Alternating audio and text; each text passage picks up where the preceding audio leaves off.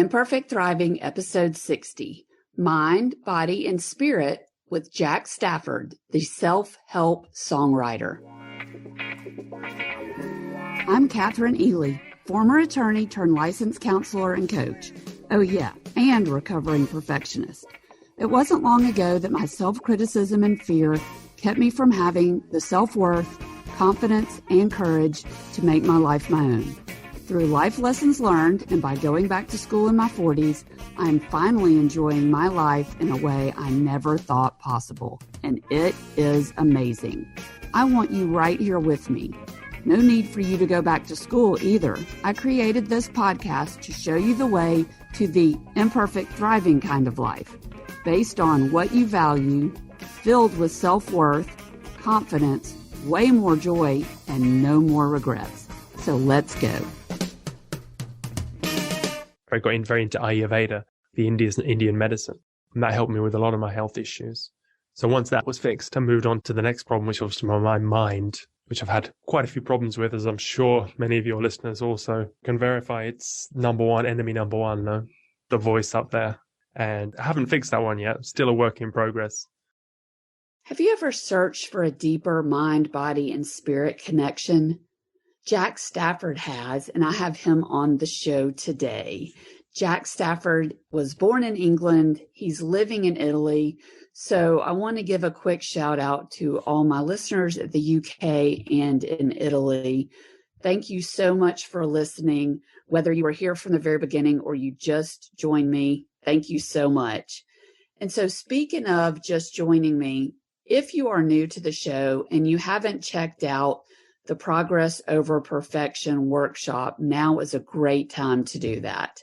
If you hold yourself to unreasonable or unattainable standards, then criticize yourself when you don't reach them. If you compare yourself to others, if you focus on the parts of yourself that you want to change, if you expect perfection from others, or if you're often let down because of your lofty expectations of others, you might just be a perfectionist. And I would know I'm a recovering perfectionist myself. Perfectionism can cause anxiety, depression, disordered eating, problems with relationships, becoming a workaholic. All of these things can occur due to perfectionism. So I've created a 5-part Progress Over Perfection workshop. It's just 5 bite-sized videos for you to understand your perfectionism and help let go of it. You can go to imperfectthriving.com and start that free workshop today. And it's got interactive assessments that you can do before and after each of the videos that just take a couple of minutes. And I've had a lot of listeners tell me that they have really enjoyed the workshop, that they gained a better understanding of themselves and how to let go of perfectionism. So go check that out when you get a chance, imperfectthriving.com. So a little bit more about Jack Stafford. He is a singer, songwriter on a mission to serve others and help people overcome the materialistic message that's distorting modern society. His new album, Deeper, is a series of self-help songs that will help you get perspective on the current crisis plaguing our world. The songs are inspired by his own life experiences and mental struggles.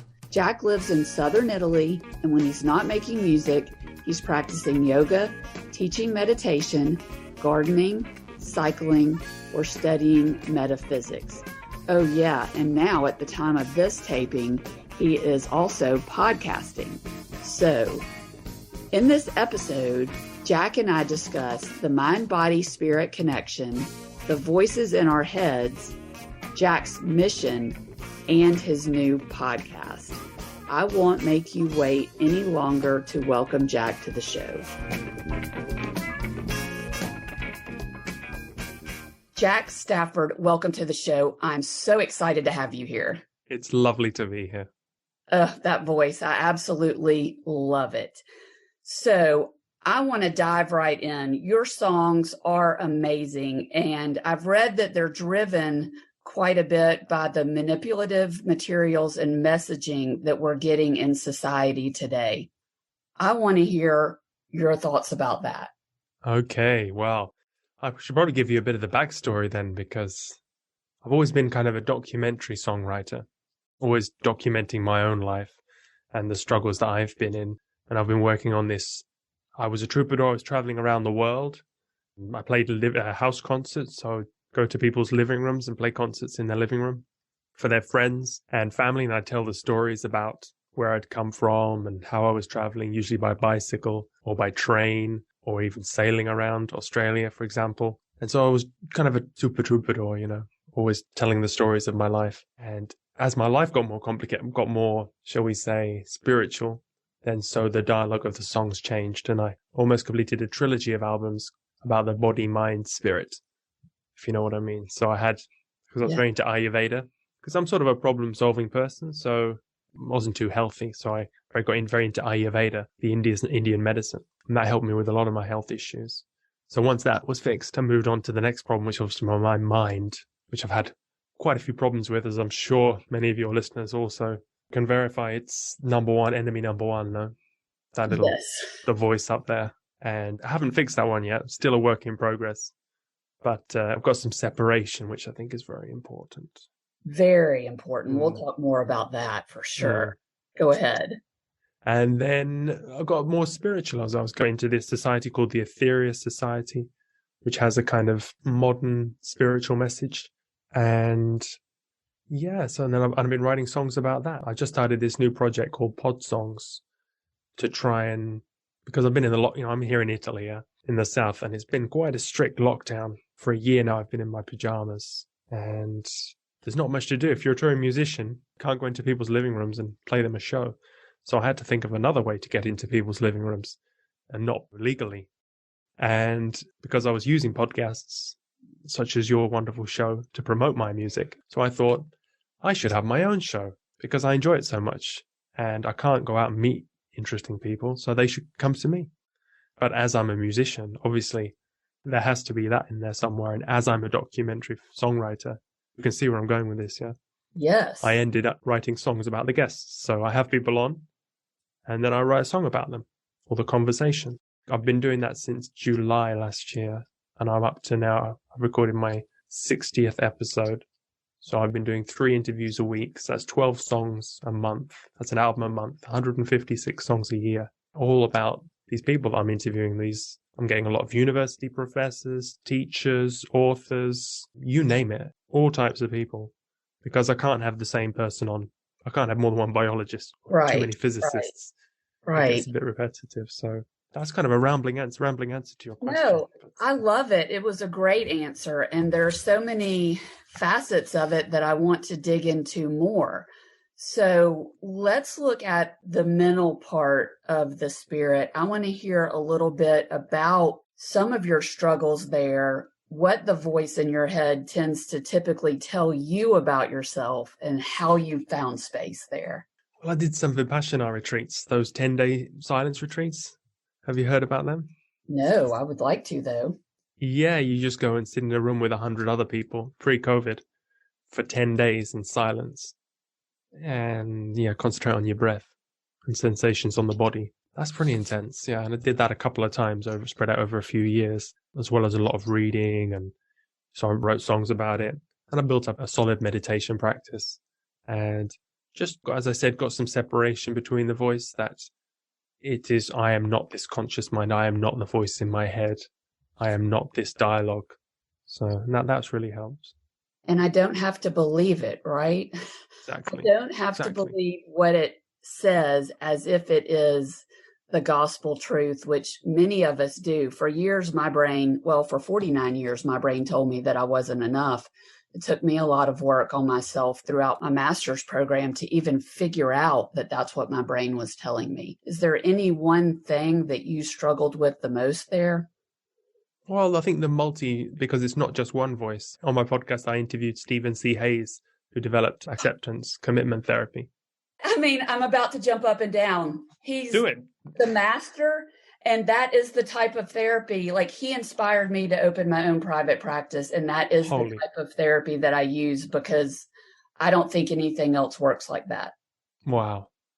So tell me more about that. Okay, well, yeah, he was a great guest. He was my second guest. And because these people, when you say, can I write a song about you? even celebrities, they say yes because it's such an unusual thing. So yeah, and I wrote a song about ACT and all the different facets of it. Like, you imagine your mind's a bus, thoughts are passengers, but they're disrupting your driving and causing a fuss. Keep your destination sign always in mind. You write down all the different voices like it's a dialogue. And then, because the problem is, if you agree with your voice, I'm not good enough, then there's no problem. There's no argument. But the problem is there's always two voices. Oh, yes, I am. Oh, no, you're not. And so if there's two voices, obviously one of them must be you or none of them must be you. So that's a kind of a good way to understand it, If you're permanently happy or up, then there's no problem. If there's one voice, it isn't a problem. Yes, absolutely. I cannot believe you had him on your show. That is amazing. Check out the song. It's a hit. Oh, I'm definitely going to check out that song. It's on Spotify, ACT, everywhere, iTunes. Oh, I can't wait. That's awesome. So your new album, tell me a little bit about your newest album. Well, that has been replaced. So I've done 5 albums with these pod songs now. So your 6th newest album. Well, yeah. Who knows what it is? The pre-pod song album is called Pod Songs, my show. So the last album that I released was called Deeper. And this is all about you're not the voice in your head. Are you the master of your mind? These are just some of the titles. Vipassana. So I came from quite a Buddhist influence. So yeah, those kind of analyzing the voice songs. Oh, that's great. And I watched a video from Deeper where you had, at least 90 people from all over the world. How did that come out? Yeah, that was my first lockdown project. And that was because I couldn't film a music video that I had planned. So I can get all my friends to sing the song for me. They can mouth the words, and it's about the voice in your head and the worry, background worry going on. All are always cravings or aversions, different things, different versions. And I couldn't get everyone to sing the whole song because you have to memorize it. You can't be looking at the screen and reading it. So I divided it up, all the different verses by age group. So the children sing the first part, teenagers, middle-aged, old people. And then it gives a beautiful effect because the song is about worrying yourself to death. And you can see it happen. Yes, and I saw that, and I love that representation of starting with the youngest and going to the oldest. That was really... It was just a problem, just happened because of a problem. And I'm only doing all these projects because of problems. And all these problems are making me better and improving me. So bring them on. Exactly. I've come to the conclusion that if you just decide to look at every problem as an opportunity, something incredible can come out of it. And you're a living example of that. So I've read that you live in seclusion in Italy. Did this come about because of COVID or before COVID? No, everyone's coming around to my way of living now. You were social distancing before it was cool? Exactly. I'm leading the trend here. Yes. I don't need a virus to keep me in my house. Absolutely. No followers here for sure. Only leaders. So you've had jobs as a copywriter, musician, fashion designer. Obviously, you are incredibly creative. Do you think with that sort of creativity gene comes sensitivity? Yeah, I think so. I mean, many problems as well because I ran many of these projects simultaneously. So always taking too much on my plate. And that's one thing I've discovered later in life is if you pour all your energies down one single channel and focus it, then you can move mountains because I was always very fragmented in the past. And all over the place. Yeah. Yes. And so that led to some burnout, correct? Yes. I mean, it was inevitable. Yeah. Paint me sort of a slow motion picture, a slow motion video of what that looked like for you, how you realized you were in burnout and how you saw yourself at that moment. Well, it's difficult to say, but I mean, I think the more capacity you have and the more skills and the more energy, the faster you can go on the treadmill. So and inevitably you're going to crash. So for me, I mean, I never really stopped, kept going through it. I went on, broke up with my girlfriend, sold my house, kind of split and went around the world for 2 years because the energy was still flowing. So I just kind of spun off like a ship in space. Went traveling for 2 years. And now I'm kind of like the bouncing ball, bouncing slower and slower and slower. And it's taken me 8 years in Italy now to really stop. And now I've no momentum, but I still have the energy. So I'm working on this Pod Songs project. Did you land in Italy because it's an easier place to slow down? No, it's actually quite difficult. The story was that I met my girlfriend when we were traveling around 8 months around Asia, cycling around Asia, on the streets, busking for food and dumpster diving. And then she had to come back to Italy to finish her exams. And so I came back with her. And when you have the kind of this type of personality, it's difficult to just sit and do nothing. So I kind of railed against it. When you take someone to a sleepy village when they've been used to fretting out and doing lots of things, it's quite difficult. So you can put someone in paradise, but they might not be very happy. So it's taken me a long time to bring myself down to the frequency of the pace of life here. Yeah, absolutely. I can see that for sure. So tell me a little bit more about, is it Etheria? Am I pronouncing it correctly? The Aetherius Society? Yeah. Tell me a little bit more about what that is and how you learned from that, how it's affected you. Well, that's a big one. Yeah, I mean, that could be a lot to take in for some people, but I'll give it a go. So I was in India and I started waking up at 3:33 every night on the dot. That's kind of weird. So what does that mean? Waking up that time? Could be like a spirit guide or an angel. I mean, I had no experience of anything like that before. And you Google it, as you do with all things, and it says, look for synchronicities in your daytime. So I did, and I started seeing Kundalini everywhere. And I was staying behind a Kundalini yoga center. Someone said, read The Serpent Power, which is a very famous yoga book about Kundalini. So I did, I started watching this because it's a very complicated book. So I started watching a YouTube class from this guy in Miami. So called Nehemiah Davis. There's a Mystic Knowledge channel on YouTube. It's a very small guy, an American quarterback, huge guy. So there's me in India, getting my enlightenment from, you expect at least Sadhguru to come in the room or something like that. But that's the way it works now, So anyway, so he was doing so I'm never into metaphysics or anything like that, but he's like a yogi. So, he started from 3 years old doing mantra and pranayama to activate the prana flow in his body and open the chakras and raise Kundalini and get all these superpowers, which are for us superpowers. And some people, you're born with it or it comes on spontaneously. But with yogis, they have these exercises, these pranayamas, and so they get clairvoyance from a methodical way. It's a metaphysical science, meta-science to get it. And anyway, his guru was an Englishman from Yorkshire, so there's me in India getting advice for a Yorkshireman via a guy in Miami. It's crazy. I couldn't be making this up. No. And he is the yoga master for the Aquarian age we're in now. So he's the most advanced yogi that we've had. And so he has the cosmic elements to his teachings that when we die, the opposite. The Buddhism, you have enlightenment and cosmic consciousness. So, but then we know we go on to interplanetary existence.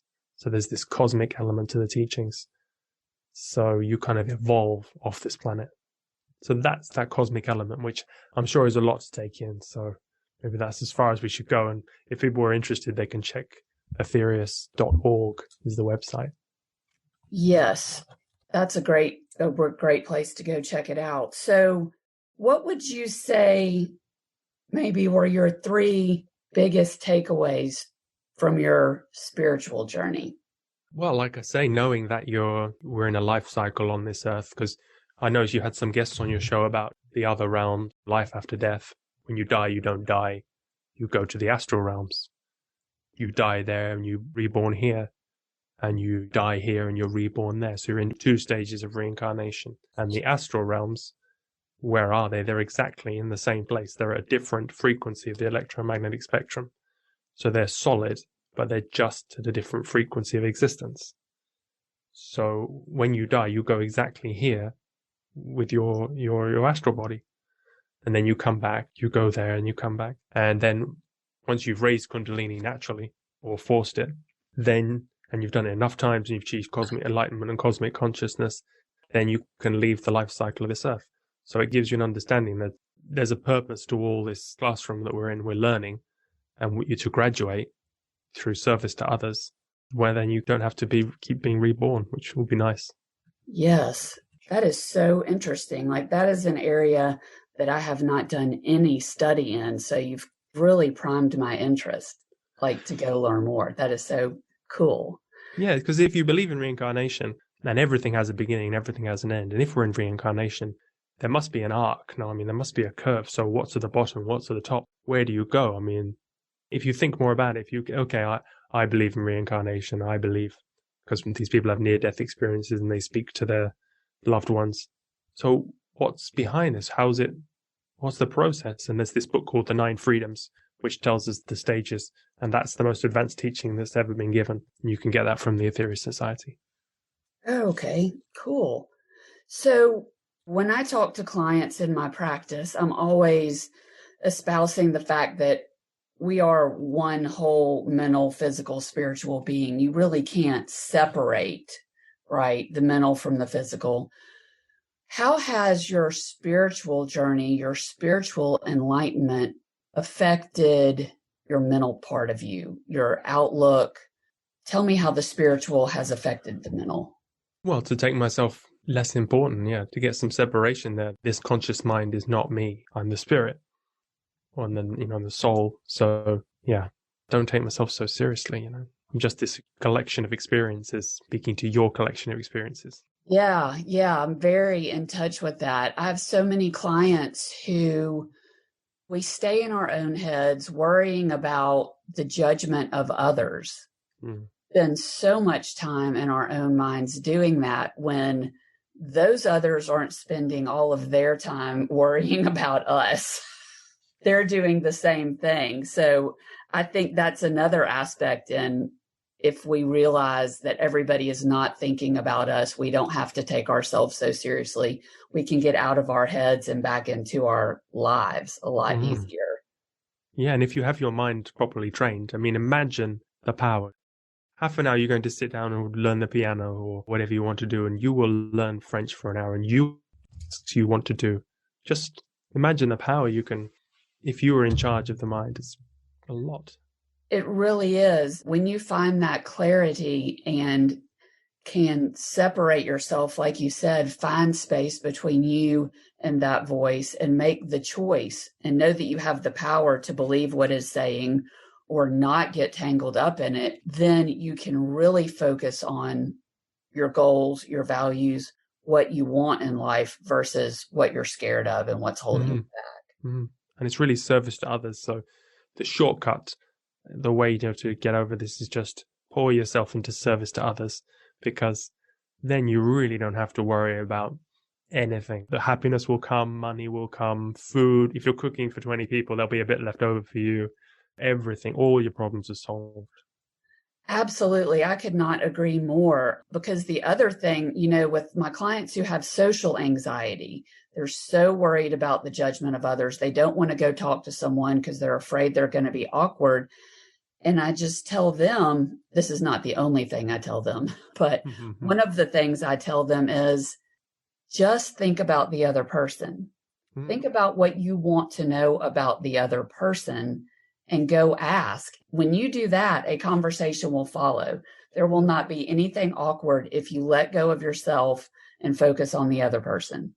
That's fantastic. Yeah, I mean, you're helping people all the time. Every evening, instead of watching TV, you're out doing something for this, keeping an old person company, helping someone with single parent, driving someone here, just packing your time with all these activities. Then you won't have any time for your own worries. No, and it almost becomes this, selfish is not the word that I want to use, but the more I do for other people, the more selfish I feel about it, because I know afterwards I feel even better than they do. Yeah, of course. It's fantastic. Right? The below side, Yeah, there's absolutely nothing like it. Yeah. So I'm wondering if you would be up for a little lightning round. Oh, go for it. I know that I want to know a little bit more about who you are and what you like, and I'm thinking listeners might also want to. First of all, where are you from? Where were you born? I was born in Lincoln in England. Okay, and did you grow up there, or were you all over? We moved to Bury St Edmunds in Suffolk when I was 11. I lived there till I was 21, and then I moved to the Netherlands, and I lived there for 10 years, and then I went traveling for 2 years, and then I came to Italy for 8 years. Okay, So I soccer, think those maths and numbers out. that's close enough. That's better than I could do for sure. Soccer or cricket? Soccer. Meat lover, vegan, or somewhere in between? Close as I can get to vegan, but vegetarian definitely. Snow or sand? I'd say snow. Sunrise or sunset? Sunrise. Cats or dogs? Dogs. Spaghetti or ravioli? Spaghetti. Who's your favorite musician? Bob Dylan. I love Bob Dylan, yeah. Yeah, I could totally see that. So tell me where our listeners can find your music and find you and just get more of you online. Podsongs.com is the best place to start. But if it's on, all the songs are on every Spotify, iTunes, Deezer. The podcast is everywhere as well. So, but the center of it, the spoke in the hub in the wheel is podsongs.com. Yeah, I think your podcast is going to become one of my new binge listenings in the morning when I go exercise. Wow. I'm going to have to check that out. You have to start with Stephen, number 2. Absolutely. If I could only write a song, maybe I could get him on my show. But alas, that is not one of my strengths. So the other question that I ask all of my guests when we wrap up is, what is one imperfect action that we can all take today to move closer to our best lives? Yeah, service to others. So anything you can do. Yeah, find who's the person now that you know is most in need. And you don't have to look very far. And just give them a call, you know? Well, I second that motion. If all of you could just go out and do at least one small act of kindness or service for someone that is either in your life right now, a neighbor, or even a stranger that you come upon that looks like they need help, you will be better off for it. So I just appreciate you being on the show. I've had a great time talking to you today and about your journey and your mission and what you are contributing to the world. Oh, it's an honor to me. Thank you so much for having me. Thank you. If you are enjoying this podcast, would you take a moment to go to iTunes and subscribe? It is so easy to do, and it would mean a lot. This podcast is designed to provide accurate and authoritative information with regard to the subject matter covered. This is given with the understanding that neither the host or guests are providing legal, mental health, or other professional information. If you need a professional, I encourage you to reach out to one.